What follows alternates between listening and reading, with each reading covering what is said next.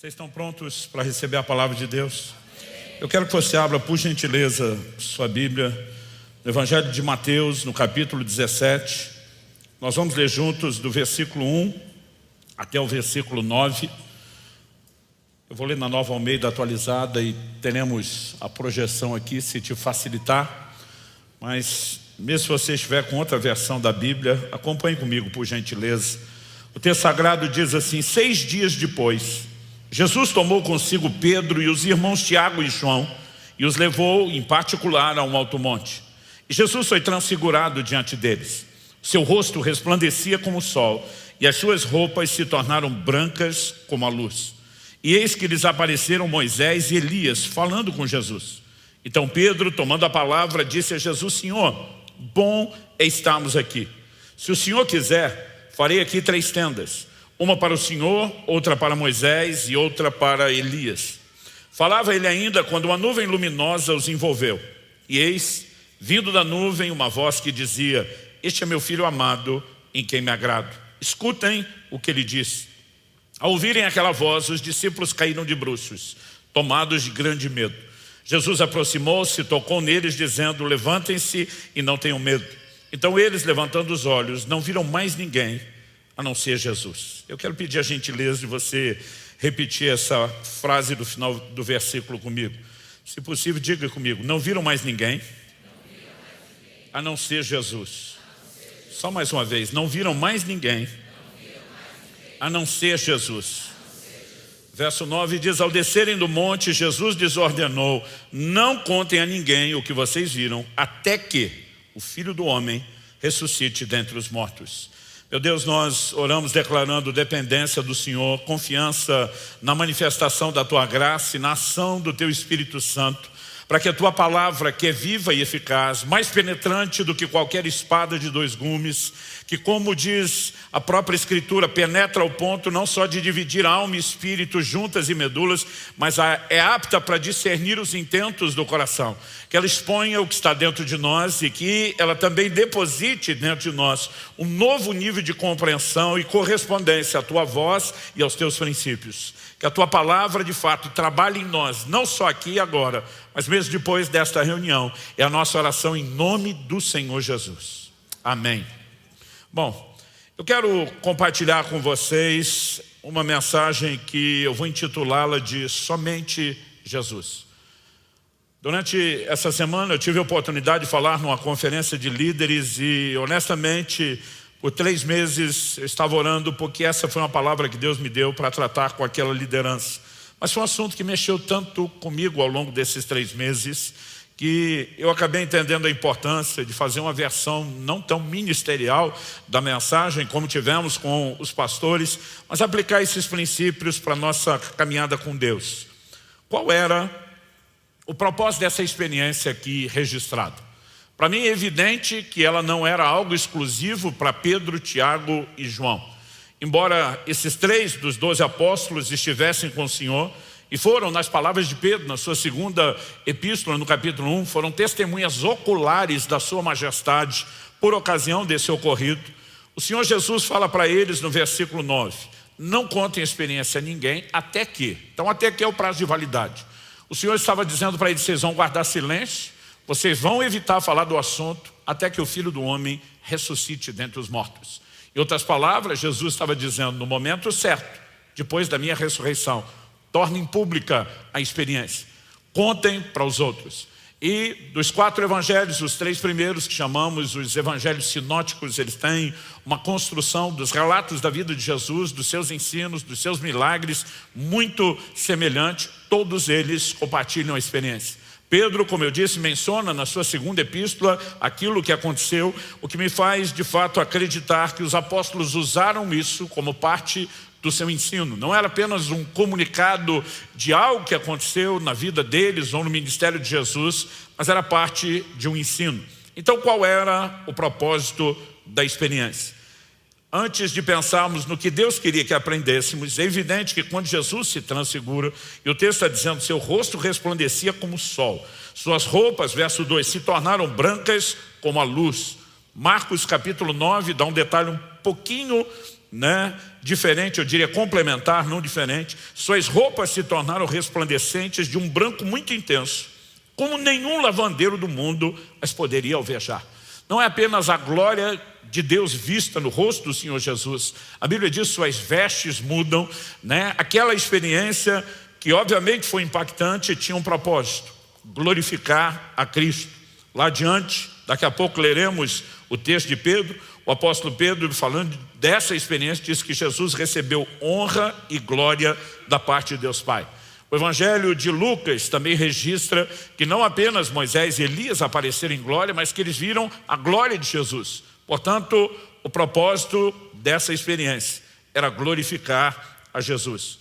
Embora os dois maiores ícones do Antigo Testamento, Moisés e Elias, representando a lei e os profetas, tenham aparecido, no final, ninguém mais é visto a não ser Jesus.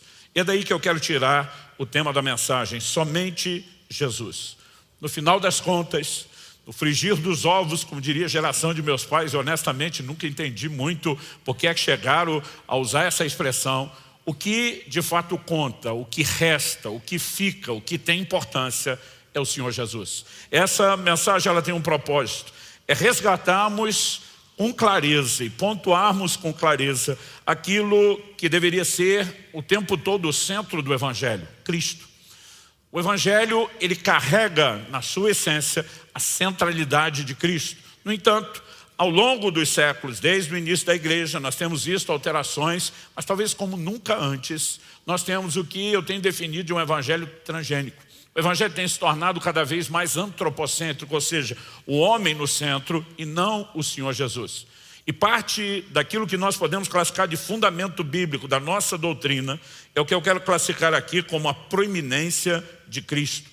Então, há alguns textos que eu particularmente recorro a eles na leitura, na meditação, leio em voz alta, fico confessando e declarando com uma certa frequência na minha vida, porque eles são muito pontuais em relação a isso. Eu gostaria de ler alguns desses textos com vocês. O primeiro deles está em Colossenses, no capítulo 1, e eu quero ler dos versos 16 a 18. A Bíblia diz: pois nele foram criadas todas as coisas, nos céus e sobre a terra, as visíveis e as invisíveis, sejam tronos, sejam soberanias, quer principados, quer potestades. Tudo foi criado por meio dele e para ele. Ele é antes de todas as coisas, nele tudo subsiste. Ele é a cabeça do corpo, que é a igreja. Ele é o princípio, o primogênito dentre os mortos, para ter a primazia em todas as coisas. Você pode repetir isso comigo? Para ter a primazia em todas as coisas.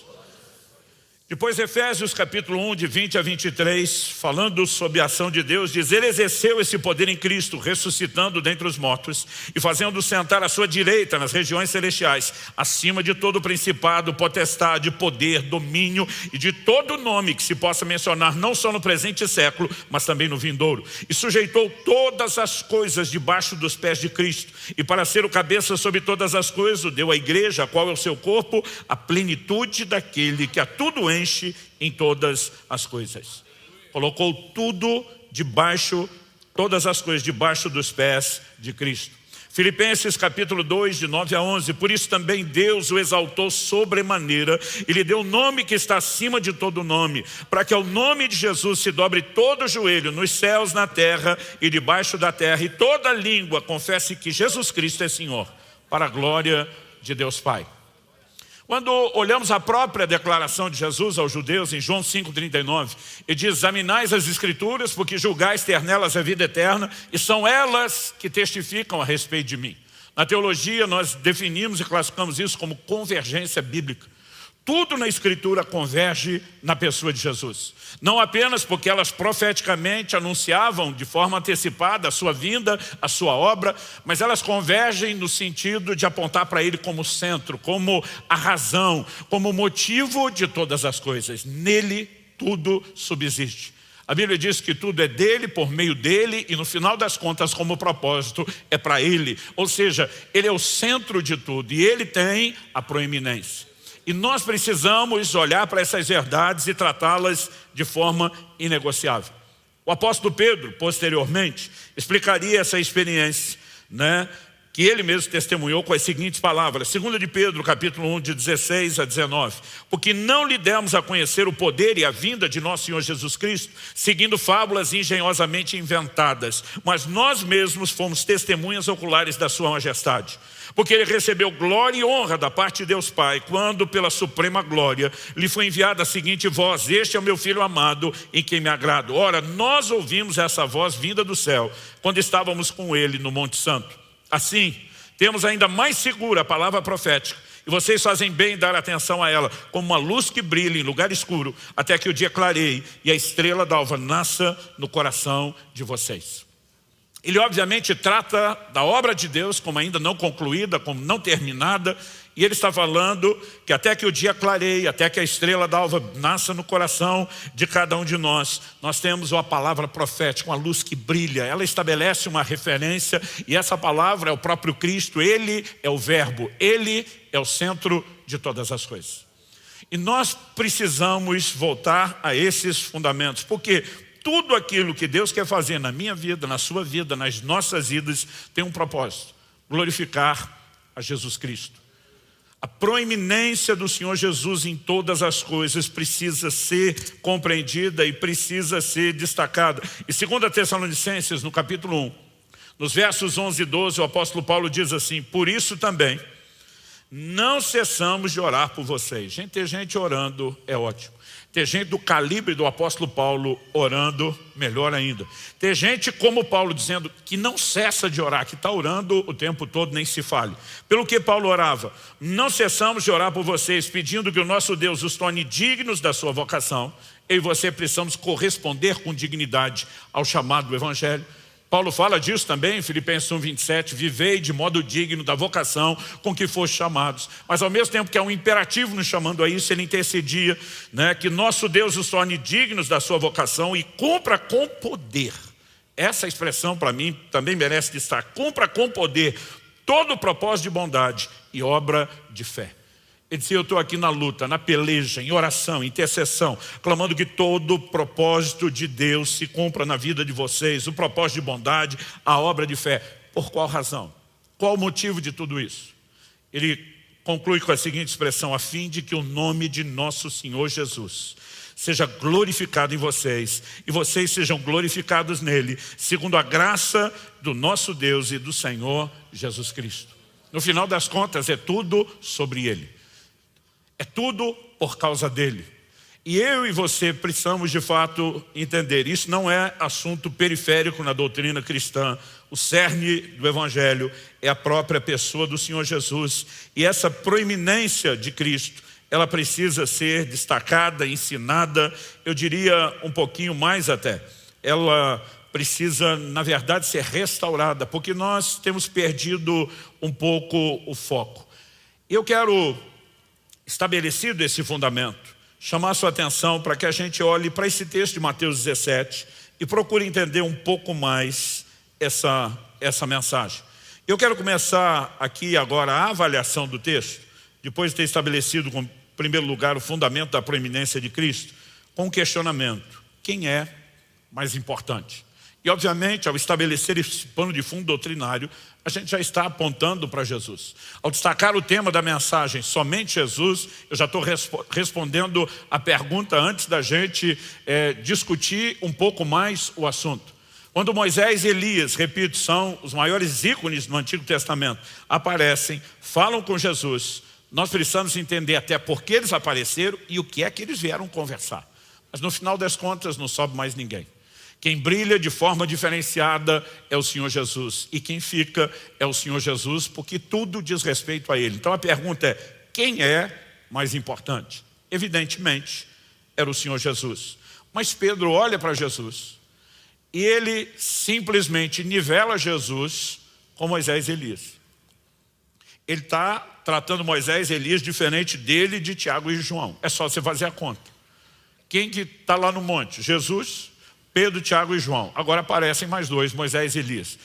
E Pedro diz assim: Senhor, eu posso fazer 3 tendas. Uma para Moisés, outra para Elias, outra para o Senhor. Ou seja, vocês 3 merecem tenda. Nós 3, os mais fulambo aqui do grupo, ficamos no relento, sem tenda nenhuma. Então eles não estão se nivelando. mas ele está dizendo, eles merecem tendas iguais às suas. Em outras palavras, eles estão no mesmo patamar que você. E é curioso quando a gente percebe essa conversa, porque quando alguém abre a boca para falar, ela acaba transbordando muito daquilo que acredita, daquilo que pensa, mesmo que ela não perceba. Você pode conhecer muito a respeito de uma pessoa, percebendo o que ela fala, o quanto fala, o porquê fala, o assunto que fala, enfim. Pedro está colocando algumas coisas para fora. Eu acho interessante, e daqui a pouco nós vamos enfatizar isso, que a palavra de Deus diz, no Evangelho de Marcos, não no texto que nós lemos, que Pedro não sabia o que falar. Mas de alguma forma ele começa a falar. E o que ele está falando revela muito do que ele pensa. Então, obviamente a gente não pode julgar as motivações de Pedro, porque nem a Bíblia é tão clara sobre isso. Então, não podemos simplesmente dizer com toda certeza o que pensou, o que não pensou. Mas deixe-me dizer para você qual é a leitura que eu faço olhando para um texto como esse. Se outras pessoas, como Moisés e Elias, merecem ser niveladas em termos de importância, de honra, de glória com o Senhor Jesus, ainda que eu digo, eu não estou entrando nesse pacote, estou apenas colocando outros. O que nós estamos fazendo, consciente ou inconscientemente, é criar uma jurisprudência, é abrir um precedente, para que daqui a pouco outros de nós também possamos ser nivelados.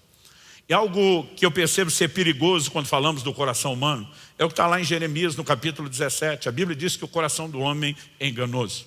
A Bíblia fala que o homem, muitas vezes, está diante de caminhos que parecem ser de vida, porque eu acredito que muitas vezes nós nem conseguimos perceber o que realmente está no nosso coração, mas nós acabamos misturando na nossa carnalidade, na nossa imaturidade, algumas coisas. E uma delas é que, eu diria, a questão não é se fazemos, é o quanto disso ainda tem nas nossas vidas, o quanto se manifesta desde o início e o como nós vamos sendo trabalhados ao longo do caminho.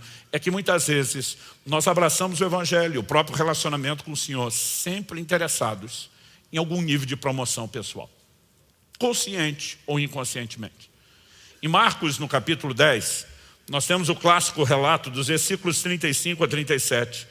A Bíblia diz assim, então se aproximaram dele Tiago e João, dele aqui é de Jesus, filhos de Zebedeu, dizendo, mestre, queremos que o Senhor nos conceda o que vamos pedir. Eu não sei você, mas toda vez que alguém me diz assim, olha, eu quero te pedir uma coisa, mas eu não quero que você fale não, eu quero muito que você diga sim, e a pessoa fica insistindo com a concordância antes do pedido, eu já levanto um red flag, uma bandeira vermelha, um alerta dentro de mim. A pergunta é, por que essa pessoa, antes sequer apresentar a petição, precisa me convencer? E ele chega e diz, olha, nós vamos pedir, mas antes de pedir, a gente quer muito. Tipo, o senhor tem que dar atenção a isso. A Bíblia diz que Jesus lhes perguntou, o que querem que eu lhes faça? Eles responderam, permite-nos, coisa simples, que na sua glória nos assentemos uma à sua direita, outra à sua esquerda. É importante que a gente entenda a lente cultural. Eles até então não estão olhando para Jesus com o claro entendimento de que ele veio estabelecer primeiro um reino espiritual e só por ocasião da sua segunda vinda um reino espiritual. Jesus teria que explicar essas coisas. O reino de Deus não vem com aparência exterior, não adianta dizer ei-lo aqui, ei-lo lá, e diz o reino de Deus está dentro de vós. Jesus precisou calibrar toda a mentalidade deles, mas eles estavam esperando que Jesus simplesmente derrubasse o Império Romano, assumisse o controle do mundo, e basicamente eles estão dizendo, olha, nós não vamos concorrer com o seu lugar de governo. Isso aí quem tentou se deu mal, que foi o Satanás, foi lançado fora, então isso aí não. Mas o lugar à direita e o da esquerda, do lado do trono, ou seja, aquelas posições mais honrosas, que seria hoje tipo algo mais ou menos assim, ministro da Fazenda e do Planejamento, e diz isso nós queremos que fique com a nossa família. O verso 41 diz qual foi a reação dos outros 10. Quando os outros 10 discípulos ouviram isso, começaram a ficar indignados com Tiago e João. E a pergunta é, por que ficar indignados? Eu não acho que eles ficaram indignados, é muita imaturidade, é muita carnalidade. Eles ficaram indignados porque todos eles também queriam sentar à direita e à esquerda. E na verdade, agora está aberta a disputa pelos lugares de honra entre toda aquela equipe. Porque muitas vezes, consciente ou inconscientemente, nós podemos estar buscando oportunidades de promoção pessoal. Embora o Evangelho né? Eu não diria o evangelho, nós precisamos entender que mais do que o evangelho, o próprio Deus seja um Deus abençoador. Hebreus 11:6 diz que Deus é galardoador daqueles que o buscam.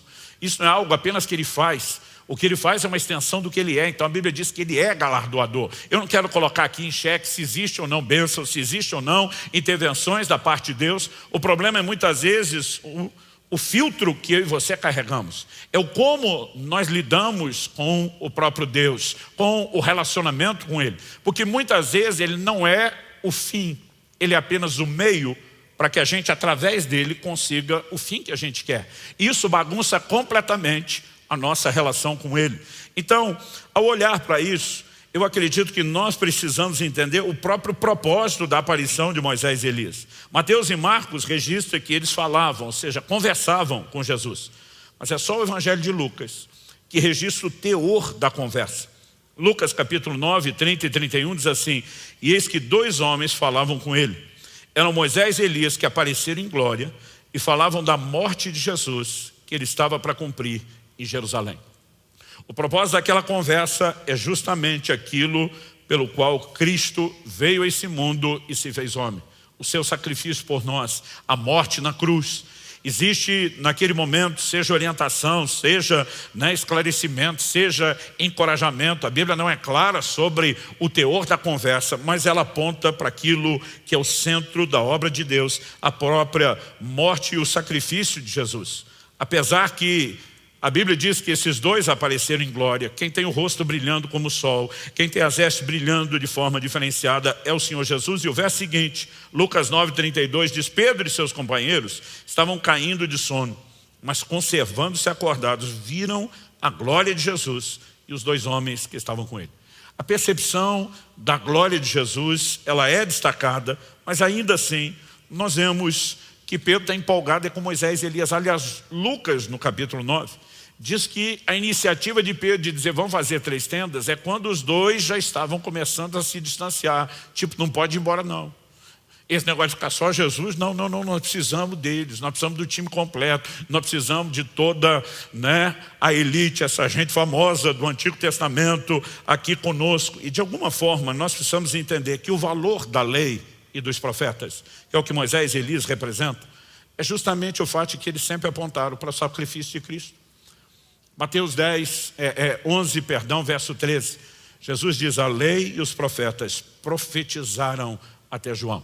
A partir de João Batista, o precursor de Cristo, quando tudo aquilo que Jesus veio fazer está para acontecer, a Bíblia diz: a lei e os profetas estavam apenas anunciando tudo o que passaria a se cumprir por meio dele. Ele é o centro de todas as coisas. Ele não é apenas o criador, ele não é apenas o causador, ele é a razão de tudo. Tudo vem dele, é por meio dele, e no final das contas é para ele. E a ideia aqui de entender a importância de Cristo é o reconhecimento da centralidade dele.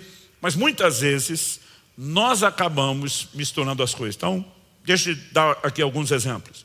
Deus vai usar pessoas, Deus vai usar circunstâncias, Deus pode usar coisas, vamos falar assim, para tornar genérico, que vão promover Jesus. Mas nós nunca podemos dar a essas coisas o mesmo valor e importância que damos ao próprio Jesus. Então vamos falar o nosso meio carismático, pentecostal. Os dons são importantíssimos na promoção do Evangelho e de uma mensagem, que é qual? O senhorio de Jesus.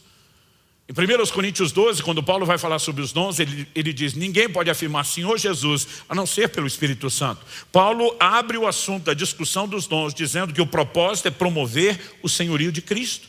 Ele diz: se o incrédulo entrar no nosso meio e começarmos a profetizar, e os segredos do seu coração forem manifestos, a Bíblia diz que ele vai se prostrar com o rosto em terra, não dizendo: vocês são top pra caramba, vocês são crentes extraordinários. Mas a Bíblia diz que ele vai prostrar com o rosto em terra, reconhecendo que Deus está no meio de nós, porque a glória precisa ser sempre dele.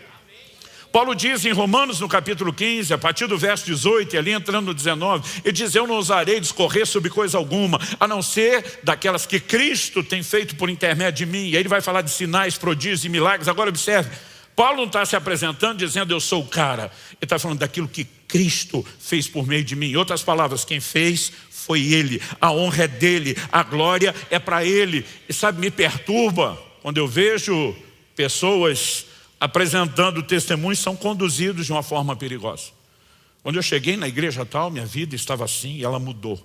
Quase dá a entender que foi a igreja que fez aquilo. Ou antes de conhecer ministério tal, minha situação era essa, e depois como se fosse a pessoa, isso é bobagem. Nós não podemos dar aquilo que Deus usa e que deveria apontar para Cristo e honrá-lo e promovê-lo, o mesmo nível de importância. Quem está entendendo? Aliás, às vezes não é nem só o mesmo nível de importância, a gente valoriza a coisa em si e perde até o propósito pelo qual ela é dada. Então, os próprios apóstolos ali, os 3 que estavam com Jesus, eu não sei exatamente se Pedro e João abriram a boca, se concordaram, se Pedro simplesmente fala apenas por ele, mas não há nada que diga que eles sequer tenham contestado Pedro. Na hora que Elias e Moisés estão ameaçando sair, eu já começo a distanciar. Não, ninguém vai embora, nós vamos morar aqui, nós vamos ficar aqui. Esse é o lugar da glória de Deus, esse é o lugar onde nós queremos estar. E muitas vezes a gente acaba se perdendo. A igreja tinha uma ordem muito clara de Jesus. E diz: recebereis poder ao descer sobre vós o Espírito Santo, e sereis minhas testemunhas. Onde? O Senhor diz: Jerusalém, Judeia, Samaria e até os confins da terra. Quando o avivamento veio na igreja de Jerusalém, ninguém foi a lugar nenhum. Ninguém saía de Jerusalém, os da Judeia vinham. Mas o evangelho não foi levado muito longe. E todo mundo está curtindo a glória e o avivamento da forma mais egoísta possível. Isso tudo é nosso. Isso tudo é para nós, nos foi dado, temos que usufruir. Chega um momento, Deus diz: não vão por bem, vão por mal. A perseguição vem sobre a igreja. Quando todo mundo começa a fugir da perseguição, o evangelho começa a ser pregado. Imagina Deus olhando lá de cima e dizendo: podia ter sido bem mais simples se vocês não fossem tão egoístas. Por que eu estou dizendo isso? Enquanto Pedro está dizendo: queremos morar aqui, então logo eles descem no monte no dia seguinte. Tem uma multidão necessitada ao pé do monte. Tem um pai que traz um filho endemoniado, desesperado por ajuda. E só há um propósito para que eu e você possamos nos abastecer na presença de Deus: é descarregar isso na vida das pessoas e, no final das contas, promover os interesses de Cristo. Ele não queria alcançar apenas eu e você, Ele quer que mais gente seja alcançada. E Ele quer que em tudo isso que Ele fará em nós e na vida de muitos outros, o nome dEle receba glória, receba honra. Em Atos 19, nós temos um relato que fala de alguns filhos de Seva, eram exorcistas ambulantes. E ao lidarem com o demoniado, eles foram surpreendidos. Porque eles usam a seguinte expressão: nós vos esconjuramos, falando ali com os demônios, em nome de Jesus a quem Paulo prega. Eu acho que eles viram mais ou menos a fórmula e disseram: vamos repetir. Jesus disse que em seu nome nós expulsaríamos demônios. Seguramente essa era a maneira que Paulo fazia, e agora eles vão repetir a fórmula: os esconjuramos em nome de Jesus a quem Paulo prega. A Bíblia diz que o demônio respondeu: eu conheço Jesus, eu sei quem é Paulo, e vocês quem são? E diz que o endemoniado salta neles, dá uma surra, um coro nos irmãos, a notícia se espalhou. Mas Atos 19, 17 termina dizendo assim: e o nome do Senhor Jesus era engrandecido. A Bíblia não diz que era o nome de Paulo, não diz que era o ministério de Paulo, porque no final das contas, tudo diz respeito a ele. Quem está entendendo, diga amém. Então, nós não podemos misturar o valor e a importância daquilo que serve a Cristo com o próprio Cristo. A Bíblia traz ensinos claros a respeito disso. E muitas vezes me preocupa a maneira como muitos de nós estamos tratando o Evangelho sem a percepção da centralidade de Cristo. Nós tratamos Deus como um meio necessário para alcançar o que queremos. Ele tem virado para muitos de nós só o trampolim para que a gente chegue onde realmente quer. E quando isso não acontece? Por que muita gente perde a fé? Por que muita gente vira as costas para o Senhor? Pelo mesmo motivo da mulher de Jó. Quando de repente ela olha, as coisas já não estão mais do jeito que gostaria, ela fala para o seu marido: amaldiçoe seu Deus e morre. Tipo, ou ele dá o que a gente quer, ou a gente descarta ele. Porque o centro, e é isso que eu falo de um evangelho antropocêntrico, acaba sendo a gente e não ele. Ele está na periferia, ele está orbitando em torno da gente para agradar a gente o tempo todo. Essa é a mentalidade e filosofia de muitos. E essa é a razão pela qual, quando a pressão vem, muitos abrem mão. Agora, se você entendemos, espera aí, nós é que orbitamos em torno dele, ele é o centro de todas as coisas. Aí tem uma perspectiva diferente, e é com essa perspectiva que você vai entender orientações bíblicas, como Paulo escrevendo aos Coríntios e perguntando: vai um irmão a juízo contra outro irmão, isso perante incrédulos? Paulo não questiona se o cara tinha ou não o direito de brigar por determinada questão, mas ele pergunta: vocês não entendem que isso é vergonha para vocês? Um mau testemunho dessa briga. A pergunta dele é: por que é que você não sofre a perda? Tipo, abra mão do seu direito e promova a glória de Jesus em vez de vergonha por nome dele. Quando nós entendemos que ele é o centro, o comportamento muda, a conduta muda. Você consegue imaginar como seria a maioria dos nossos casamentos se Cristo de fato fosse o centro do entendimento da vida cristã e de relacionamento que nós temos com Deus? Então a gente procuraria viver exatamente o que ele falou. E se a sua filosofia de casamento incluir você dar outra face, e aqui não digo literalmente, porque espero que ninguém agrida a face do outro dentro, né, do casamento, andar a segunda milha, entregar a capa junto com a túnica. Você imagina se a gente vivesse uma disputa para viver o que Jesus ensinou, e se ele fosse o centro? Você acha que ia ter gente resmungando por aí, estou pensando em divorciar porque eu tenho o direito de ser feliz? E a minha pergunta é, como é que é? Você acha que vai ser feliz em rebeldia contra Deus, quebrando os princípios de Deus, atropelando o senhorio de Jesus, colocando ele fora? Foi assim que as coisas bagunçaram lá no Éden. O diabo vem e diz, o que Deus deu para vocês não está bom. Ele na verdade está escondendo o ouro, ele está privando vocês de alegria e realização e dando crédito ao que o diabo diz em vez de Deus. A humanidade se desconecta dele em plena rebeldia, tira ele do centro, e nós colhemos os resultados disso até hoje. E você acredita que se a gente fizer a mesma coisa hoje nós vamos ter resultado diferente? É evidente que não. Se nós colocarmos o Senhor Jesus no centro e a gente disser é dele, é por ele, é por causa dele, as coisas vão ser diferentes. Eu tive uma conversa honesta essa semana, nessa conferência que eu mencionei para pastores. Eu honestamente, tem uma coisa que me aborrece é quando eu ouço gente dizer que o ministério é difícil e reclamar. E a minha pergunta para eles foi, em primeiro lugar, quem disse que seria fácil? Jesus diz em Mateus 10,16, eu vos envio como ovelhas no meio de lobos. Vocês estavam esperando o quê? Eu pergunto para eles. Ele diz, vocês serão odiados de todos por causa do meu nome. Nós ainda temos o privilégio de viver numa nação que, pelo menos até agora, nós temos liberdade para pregar o evangelho. E se não tivéssemos? Então a nossa fidelidade seria comprometida, porque aí a gente não quer correr o risco, né, de ter que simplesmente sustentar a verdade, custe o que custar. Nós precisamos trazer novamente o Senhor Jesus para o centro. Atos capítulo 5, verso 41, fala dos apóstolos, eles se retiraram do sinédrio muito alegres. Se fosse só alegre, já ia bugar a cabeça de muita gente, mas a Bíblia diz muito alegres por terem sido considerados dignos de sofrer afrontas por esse nome. E diz, é por causa do nome, o nome dele que merece ser honrado. Se nós fomos achados dignos de ser perseguidos por ele, alegria. Eles olhavam um para o outro dizendo, que privilégio. Em Atos, no capítulo 20, no verso 24, Paulo diz, porém nada considero a vida preciosa para mim mesmo, desde que eu complete a minha carreira, o ministério que recebi do Senhor Jesus, para testemunhar o evangelho da graça de Deus. O cara diz, minha vida não é importante, eu não estou atrás dos meus interesses. E se eu tiver que morrer, e se eu tiver que sofrer, e ele diz, o Espírito me assegura que de cidade em cidade, o que me aguarda são cadeias, são tribulações. Eu fico me perguntando, a maioria de nós não obedece à comissão de pregar nem com liberdade. Imagina se ele estivesse garantindo que ao obedecer a gente ainda ia ter problema. Aí que a gente não faria. Mas quando ele é o centro, as coisas mudam. A centralidade de Cristo tem sido roubada do evangelho contemporâneo. E eu diria, consequentemente, até daquilo que nós podemos chamar da visão de ministério. Onde está a nossa verdadeira alegria? Salmo 16:11, eu tenho batido muito nessa tecla ultimamente. Diz, na presença do Senhor, a plenitude de alegria, e a sua destra há delícias perpetuamente, a sua direita. Não há nenhum lugar onde eu e você vamos encontrar tamanha alegria ou realização, a não ser nele. E muitas vezes nós temos usado Deus apenas como um meio para buscar alegria nas coisas que Ele poderia nos dar, em vez de buscar alegria nele. O apóstolo Paulo diz em Filipenses 2, de 16 a 18, assim no dia de Cristo. Essa frase no dia de Cristo tem muito peso. Porque um dia cada um de nós estará diante do próprio Senhor, no tribunal de Cristo, como Paulo diz em 2 Coríntios, no capítulo 5.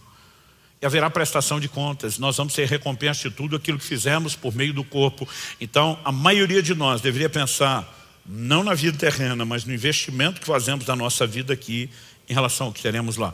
E ele diz assim, no dia de Cristo, poderei me gloriar de que não corri em vão, nem me esforcei inutilmente. Paulo diz, é todo o meu trabalho de pregar, de discipular, de exortar vocês, de lutar por uma fé sadia, para que vocês permaneçam na sã doutrina. E diz, diante do Senhor, vou me gloriar de que eu não corri em vão, nem me esforcei inutilmente. E diz, entretanto, E esse entretanto agora ele vai considerar algo. Mesmo que eu seja oferecido como libação, sobre o sacrifício e serviço da fé que vocês têm. O que é ser oferecido como libação? Alguns sacrifícios do Antigo Testamento tinham uma oferta de libação, o líquido era derramado sobre ele, era parte do processo. Então ele está dizendo, tem um sacrifício da fé de vocês, do serviço da fé que vocês têm, e eu sou o líquido que será derramado. A minha vida está sendo derramada para que vocês sejam aceitos diante de Deus. Em outras palavras, Paulo está dizendo, eu estou morrendo para mim, eu estou me dando. E ele diz, mesmo que eu seja oferecido como libação sobre o sacrifício e serviço da fé que vocês têm, fico contente e me alegro com todos vocês. Em outras palavras, ele está dizendo, eu não estou buscando alegria em defender meus interesses, minhas realizações, os meus sonhos. Ele diz, a alegria e a realização vem muito mais da gente abrir mão deles para se alinhar com a vontade de Deus do que qualquer outra coisa. Diante de Agripa, em Atos 26, 19, testemunhando, Paulo diz, eu não fui desobediente à visão celestial. E diz, meu Senhor me apareceu lá no início. Ele sinalizou qual era o chamado, o que Ele queria de mim. Eu não desobedeci, eu estou vivendo para Ele. Ele é o centro, Ele é o motivo, Ele tem a primazia em todas as coisas. E a minha vida vai orbitar em torno dEle e da vontade dEle. Então ele diz, eu fico contente e me alegro com vocês. Diz assim também vocês, pela mesma razão, fiquem contentes e se alegrem comigo. Porque é impressionante como as pessoas podem ter dó de alguém. Outro dia um falou, pastor, que dó de você, que tem que se doar tanto ao ministério. Eu digo, que dó de mim. Você acha que um dia eu fui sorteado lá no céu para pagar o preço em nome de todos vocês, e Deus diz, vamos escolher alguns para azarar a vida deles e botar no ministério? Eu olhei para a pessoa e falei, dó de tu, que não entende a honra e o privilégio que é o chamado.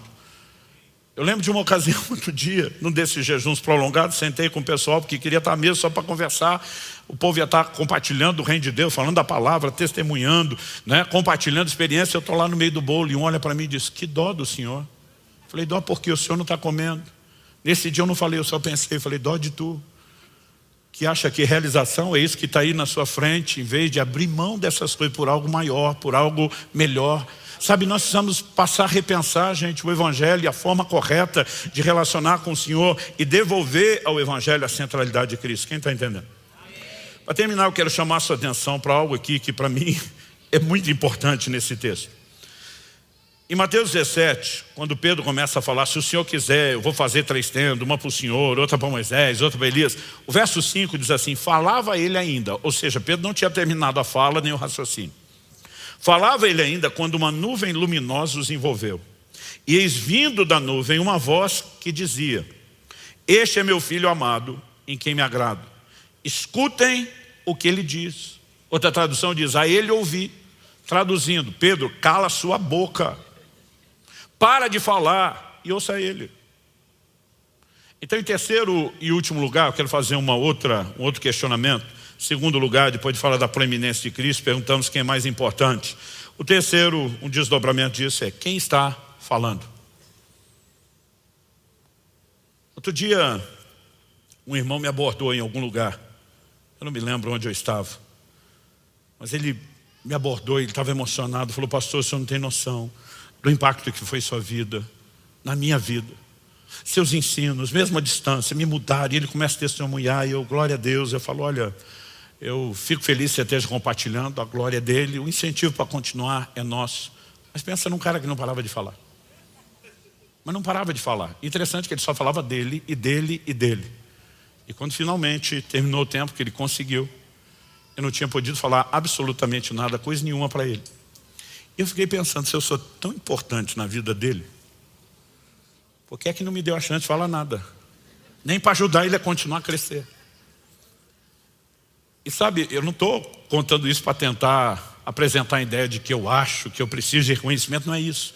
Eu só fiquei pensando, por que a gente consegue empolgar, manter o discurso de que o outro é importante, mas não dar voz para quem a gente está dizendo que é importante? Eu fico pensando, Deus tendo que dizer, cala a boca, Pedro, deixa ele falar em vez de só você ficar falando. Porque Pedro assumiu o controle de tudo. Ou nós vamos fazer o seguinte, é tenda para um, é tenda para outro, já estava tudo planejado. Só que, Marcos capítulo 9, verso 6, diz assim, pois não sabia o que dizer, por estarem eles apavorados. Se não sabe o que dizer, fecha a matraca. Então ele não sabe o que dizer diante de tudo que está acontecendo, mas eu preciso falar. Agora, mesmo que ele não tinha um discurso pronto, planejado, na hora que ele abre a boca, Mateus 12:34, diz que a boca fala do que está cheio o coração. E você percebe ali um anseio de controle. E eu fico pensando, o que o Pedro fez foi insano, foi estúpido, para falar bem o português claro. Você consegue imaginar isso? Você tendo a oportunidade não só de estar com Jesus, carne e osso, mas agora a glória de Deus se manifesta. Moisés e Elias estão ali.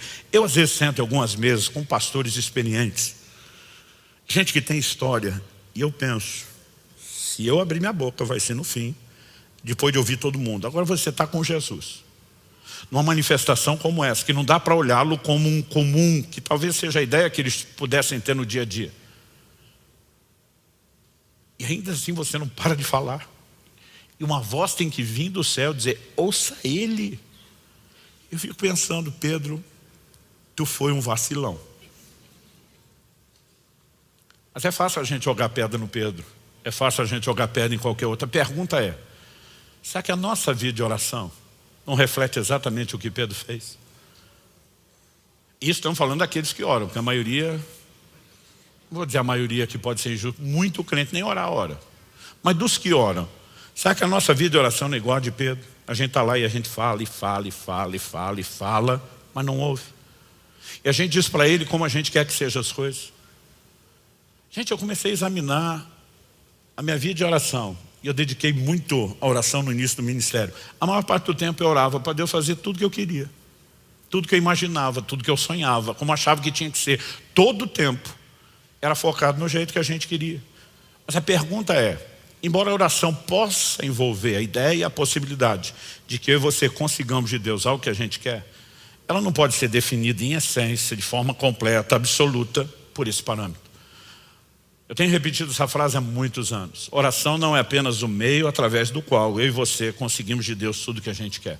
O que é que a gente aprende com Jesus no Getsemane?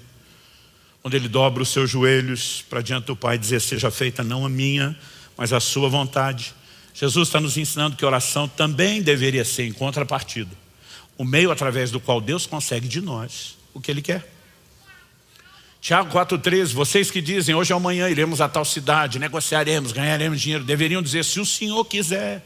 A maioria de nós faz todos os planos de vida. A gente escolhe com quem vai casar, sem buscar às vezes Deus em oração a respeito disso. A gente escolhe onde vai morar, a gente escolhe a profissão, a gente escolhe o trabalho, escolhe tudo. E depois de determinar tudo como será a nossa vida, a gente só sai dizendo, agora você abençoa aí, Deus. E faz o meu plano dar certo. Eu pergunto, é essa a ideia de uma vida de oração da Escritura? Não. A maior parte dos projetos bem-sucedidos, eles nasceram em ambientes onde as pessoas ouviam o Senhor. Atos capítulo 13.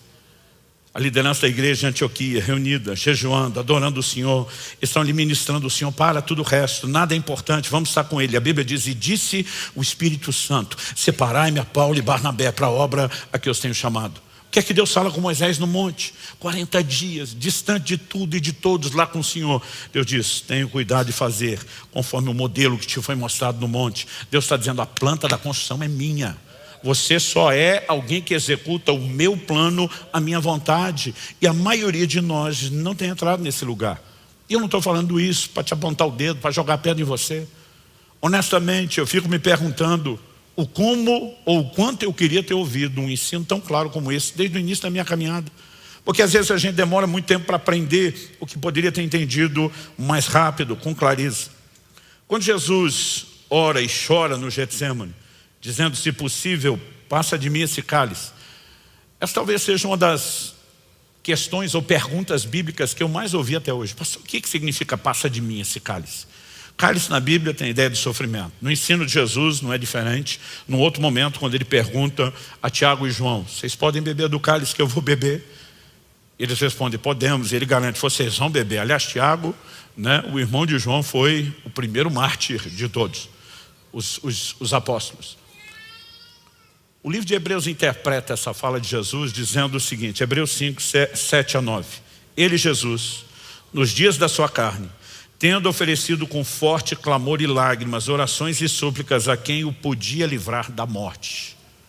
Hebreus está dizendo que a oração de Jesus, se possível, passe de mim esse cálice. Jesus sabe que a hora da morte está se aproximando. Até, como dissemos, o teor da conversa com Moisés e Elias foi isso.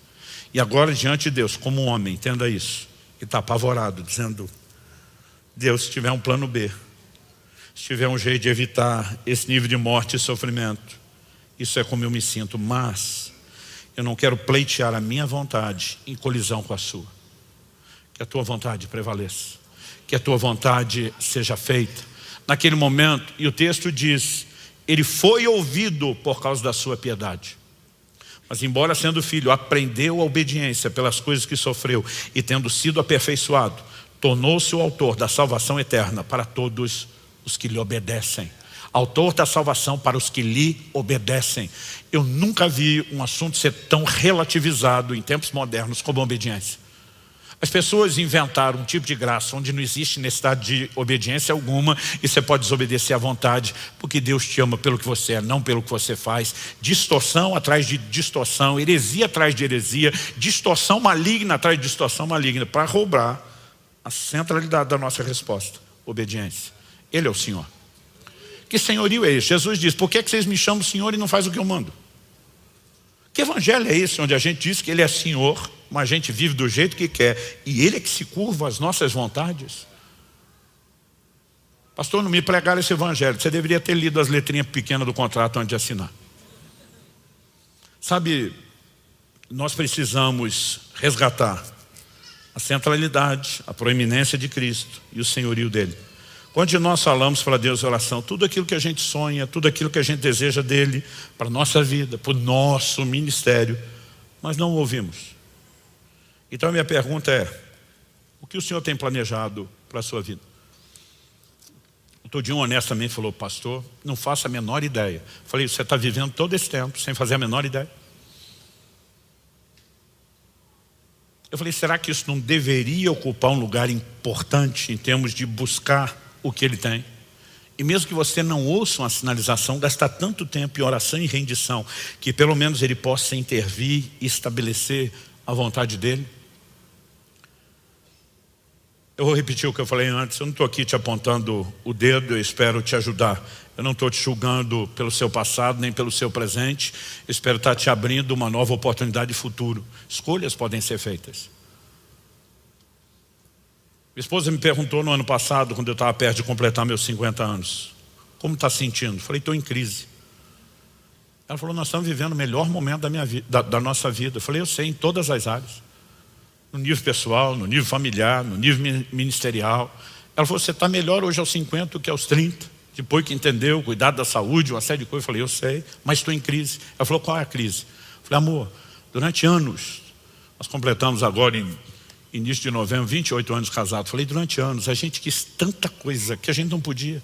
Ela falou: é verdade. Falei: mas agora que a gente pode, a gente não quer. Ela falou: isso não é bom? Falei: é ótimo. Significa que a gente deve ter amadurecido.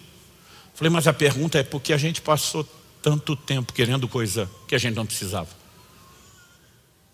Não precisava no sentido de que a projeção, essa coisa de querer tanto, é porque a gente projetava realização em coisas que nunca vão te preencher ou realizar.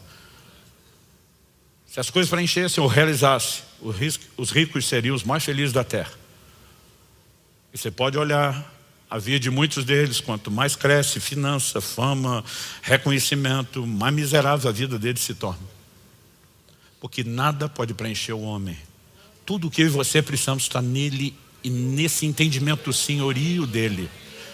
E sabe, eu não estou dizendo que Deus não vá te abençoar com outras coisas. Jesus diz: busque em primeiro lugar o reino de Deus e a sua justiça. E diz o resto. E tudo que não é o reino e a justiça é resto. E diz: o resto vem a reboque, vai ser acrescentado. Mas é interessante que quando Ele acrescenta essas coisas, normalmente Ele as dá para quem não trata essas coisas como centro e o propósito. Ele as libera quando entende que elas não vão concorrer com o lugar dele. E nós precisamos ajustar e calibrar o nosso entendimento de senhorio. Você recebe essa palavra? Eu quero terminar te fazendo algumas perguntas práticas que te ajudem a avaliar o seu relacionamento com Deus. Será que entendemos, estamos reconhecendo de modo prático a proeminência de Cristo nas nossas vidas?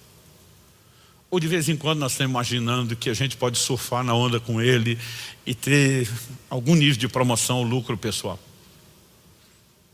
Deus me fez lembrar essa semana de algo curioso, antes de eu falar desse assunto com os pastores. Eu ainda era adolescente, um dia eu estou lendo Apocalipse 4.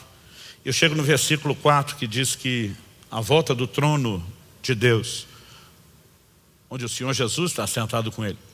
João viu outros 24 tronos. Certamente tronos menores, mas são chamados de tronos. E neles ele vê 24 anciãos, usando coroas, assentados. E minha mente já começou a divagar. 24 deve ser a composição do 12 que aparece no Antigo Testamento, com 12 tribos, com alguma coisa ligada aos 12 apóstolos. 12 é um número de governo, lá e cá, deve ser a fusão das igrejas, entre aspas, de Antigo e Novo Testamento. Minha mente está ali, viajando, pensando.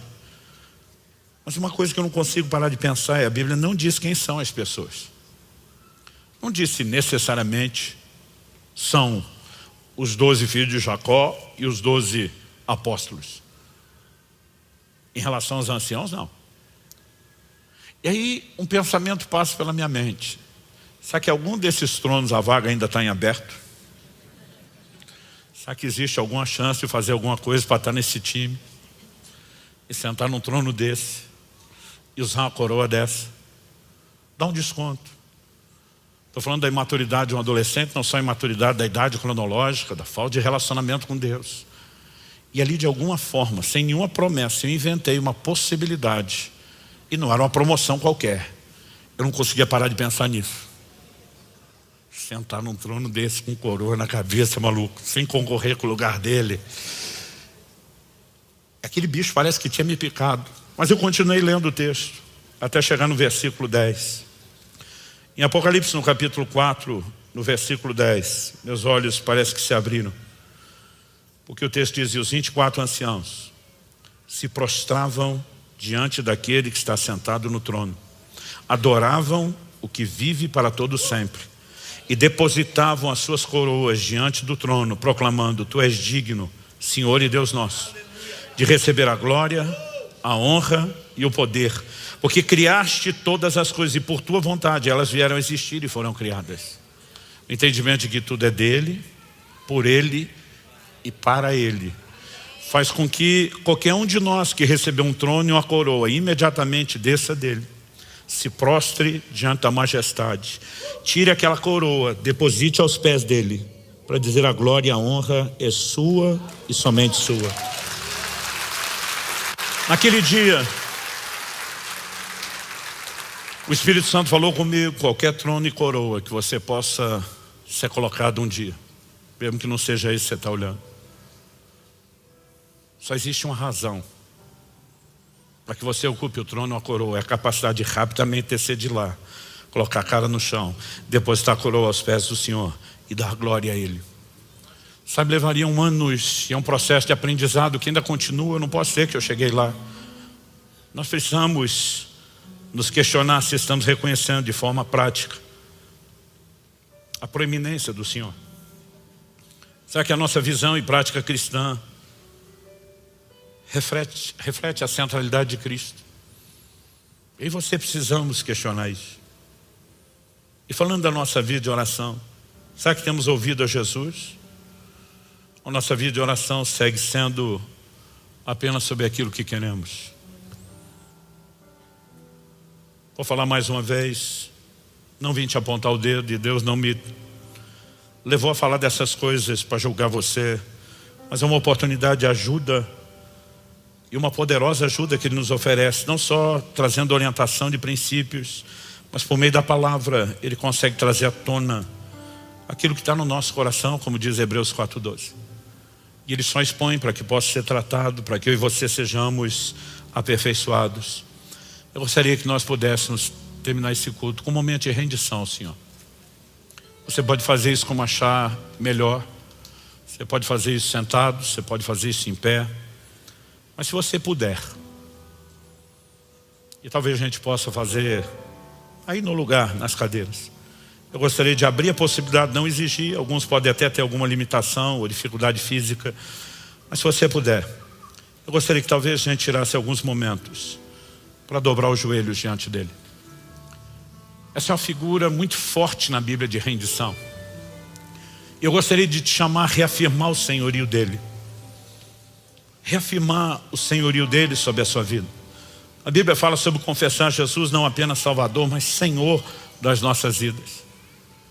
E qualquer coroa, ou qualquer trono, não importa o que Deus possa ter te dado, o que Ele fez por você, o quanto Ele possa ter te honrado ou promovido, você possa colocar aos pés dele e dizer: Senhor, eu quero ser guiado pelo Teu Espírito nesse entendimento prático. Fale com Deus.